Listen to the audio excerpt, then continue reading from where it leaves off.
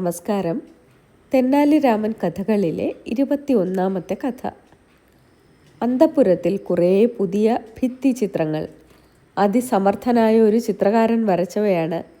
അവയ്ക്കെന്തു ഭംഗിയാണ്, എന്തു വർണ്ണപ്പൊലിമയാണ്.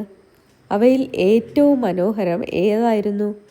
സൗന്ദര്യം വഴിഞ്ഞൊഴുകുന്ന ഒരു അപ്സരസിൻ്റെ ചിത്രം. എങ്കിലും അപ്സരസിൻ്റെ വസ്ത്രങ്ങൾക്ക് മോടി പോരാ. അതായിരുന്നു രാമൻ്റെ വിശ്വാസം. ആരുമില്ലാതിരുന്ന ഒരു സമയത്ത് അയാൾ എന്താണ് ചെയ്തത്? കുറേ ചായക്കൂട്ടുകൾ കൊണ്ടുവന്ന് വാരി തേച്ചു തുടങ്ങി. ഒരു മന്ത്രി ആ വഴിക്ക് പോകാനിടയായി. രാമൻ്റെ വികൃതി മന്ത്രി കാണുക തന്നെ ചെയ്തു. എന്താണ് രാമ നിങ്ങൾ ചെയ്യുന്നത്? ചക്രവർത്തിക്ക് ഏറ്റവും ഇഷ്ടപ്പെട്ട ചിത്രമാണത്. എന്നിട്ടാണ് നിങ്ങൾ അതിനെ അലങ്കോലപ്പെടുത്തുന്നതല്ലേ? ഞാനിതാ നിങ്ങൾക്ക് താക്കീത് തരികയാണ്. ചക്രവർത്തി നിങ്ങളുടെ തല കൊയ്യും. നിങ്ങൾ നിങ്ങളുടെ തല മറച്ചു വെച്ചുകൊള്ളൂ.